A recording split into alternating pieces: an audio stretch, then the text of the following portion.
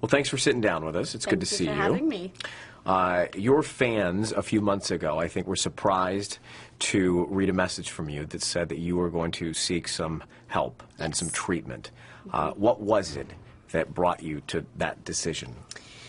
Well, I basically had a breakdown, and I did some things that I regret to this day. There was a bunch leading up to it, emotionally and physically, that I was doing to myself that I realized was unhealthy for my life, and I wasn't going to continue to be alive if I, continued to treat my body the way that I was. So after years of struggling with an eating disorder and depression and cutting, I decided to go seek medical help and actually go inpatient somewhere.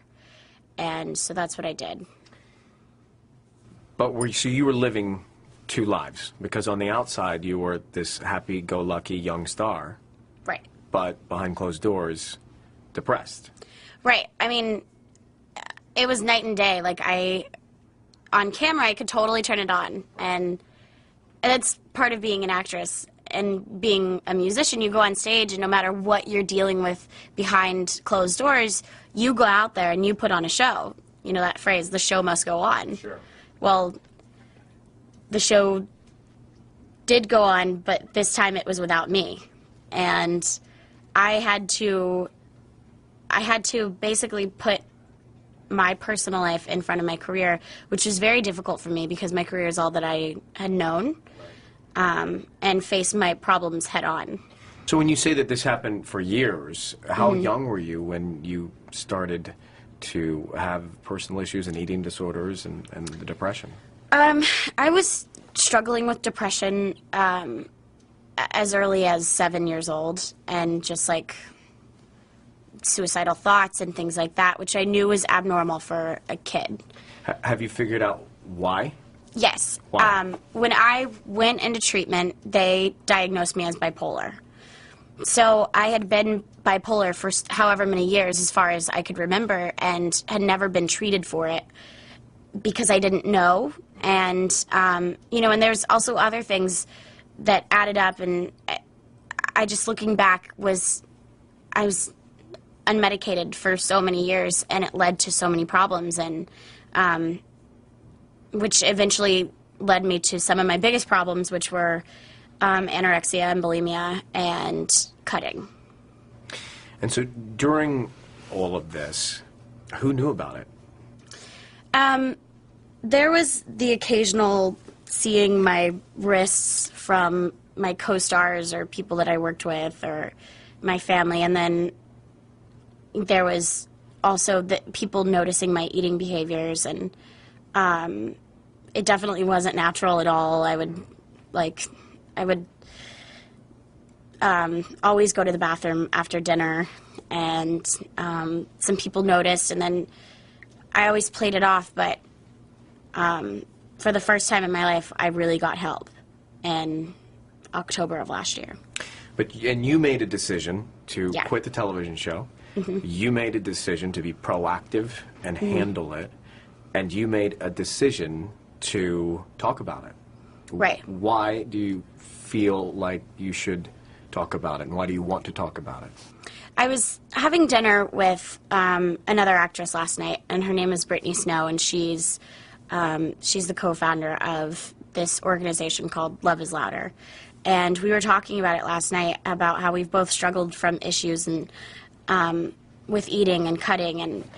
And one of the biggest things that we talked about was how thankful we are that we are proactive about it, because so many people don't talk about these issues. And we were just talking last night, and I was thinking, you don't realize how many girls are suffering and nobody even knows, or nobody does anything about it because it's become the norm, or it's such taboo to talk about cutting and self-harm, and people have to take a stand. And I feel like with the voice that I was given musically, I also have to make it very aware that there are issues that need to be addressed, and if I can help somebody by telling my story, I'm going to do that 100%. And Demi, what have you learned most about yourself going through this process, and how to stay on the right track?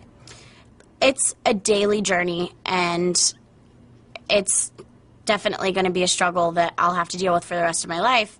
And, you know, I get frustrated. Sometimes I'm just like, why couldn't I have been born normal? Like, this sucks. But that's how it is with addiction, and that's how it is. It's just, it's going to be a daily battle, and I'm not going to be perfect. But as long as I wake up in the morning and I eat my breakfast and I say, look, I'm going to eat this meal for right now.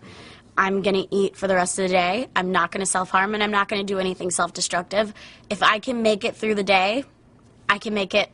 That's all that matters, you know. And I woke up today, and I ate my breakfast, and I did my stuff, and no matter how hard I wanted to fight it, and no matter what negative thoughts and insecurities were coming into my head, I just kept thinking, okay, just for right now. And even if I have to take it, like, literally one bite at a time and say, like, I can do this, then I can make it through it. But I have an incredible support system around me. You were very, very honest with your fans. Were you surprised about their reaction and about the immediate and incredible and overwhelming support? Yes, I was absolutely surprised, because it's hard to build up the courage to go into treatment in front of the spotlight or not. But then you add the pressure of so many people who told me, don't turn out like this starlet, don't turn out like this person. But yet, here I was, you know, I was fighting in my head, if I go into treatment, people are going to think that I'm like this troubled actress, you know, because that's rehab. And I didn't want to be listed as one of those people. But then I remember thinking, oh, you've been suffering for years, and you got to put yourself first. And I was shocked to see how many people supported me in going in and getting help, because I wasn't expecting that. I honestly thought that people were like, oh, another actress in rehab. And when I saw the support, there were fans that tattooed a heart on their wrist every day that I was in treatment until the day I got out. It was amazing. It was incredible. And I was that's honestly one of the things that got me through it. And speaking of tattoos, I know Yes. you have symbolic tattoos. Yes, I do. Tell me I about have yours.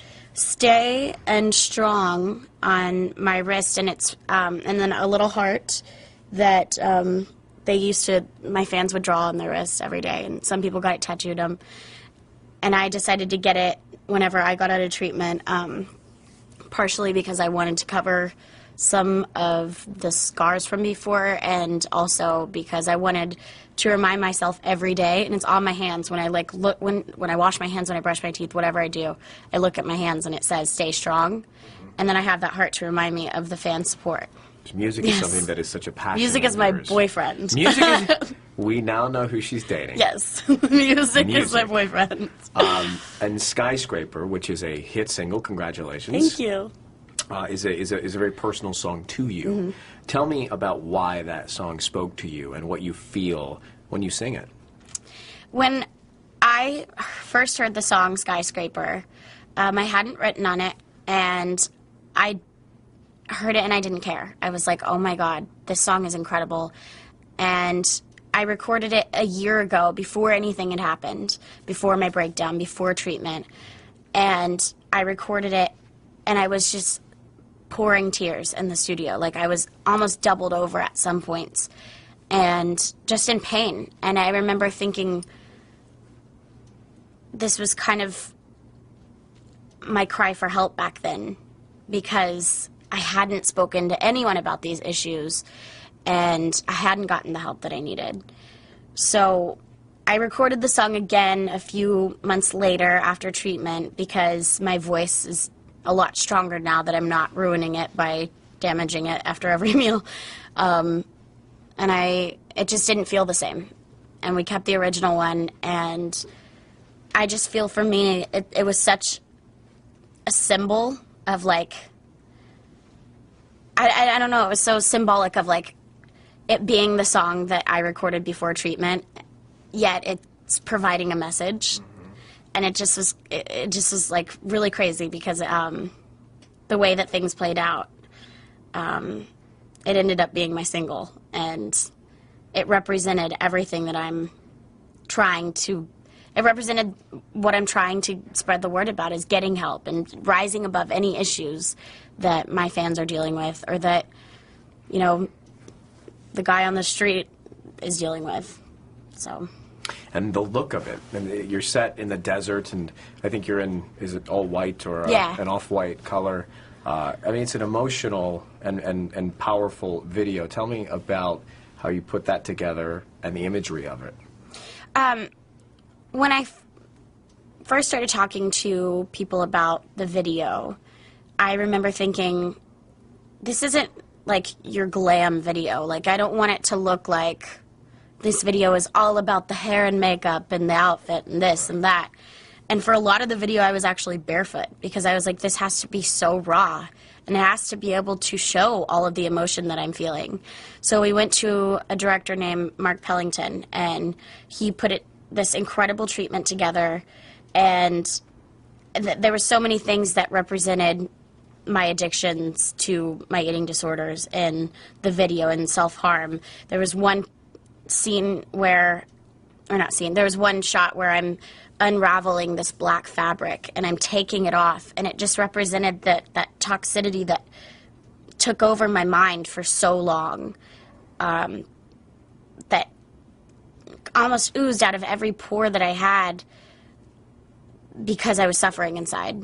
And in the video, I'm taking it off, and I'm walking on broken glass, and I'm powering through it. And that video was an emotional release for me. It was almost like therapy. And I cried my eyes out in a few takes, and even when they yelled cut, I kept crying because I was like so emotionally invested, and I had already gone to that place mentally, and I couldn't get out of it. And and so they rolled again, and I just kept crying, and I kept going, and it felt so good. It was like therapy, and that's when I realized this is what music and music videos are all about. And it ends, it's a lingering ending with the last shot and last few frames of a red heart. Tell me about that. The red heart is protected by this glass, and it's a glass heart, and it can be easily broken, and the shield is broken. But at the end of the video, the heart is never broken. It had been protected for so long, but at the end of the video, even though its shield had been broken down, it's still standing strong. And that's kind of how I look at my problems and my issues. It's like, yes, my mask had been torn down, and I was completely vulnerable for so long. The whole world knew my problems, everything, like, and I wasn't going to lie, I wasn't going to hold things back. Why lie? Why hold things back? Everyone finds things out anyways. So it was, I had to be completely honest, I had to be completely vulnerable, and then it ended up working for me because I was so vulnerable, I was able to reach out to people. And I have fans now that say, because of you, I quit cutting. Because of your journey and seeing you in recovery, whether you're fully recovered or not, just like trying to get help and taking that step, you've helped me with my eating disorder. And yeah, that's just more than what any, #1 song on iTunes could do for me. You seem at peace. You seem happy. Yes. Your spirit seems genuinely that. Yes. Is that where you are right now? Right now, yeah. For today, I'm really happy, and I'm really excited about life. And, I don't know what could happen tomorrow, but I know that if something did happen tomorrow, I know that I would keep trying. And I know that I could rely on the support system that's gotten me through all of this. And there is not a boyfriend supporting you right now? No, there's no boyfriend. No boyfriend. And I can look you dead in the eye and tell you, Do no not blink. boyfriend. No boyfriend. Music is my boyfriend. Okay, Yes. good. Thanks for chatting with me. It's Thank great to you see so you. Congratulations. much. Thank you.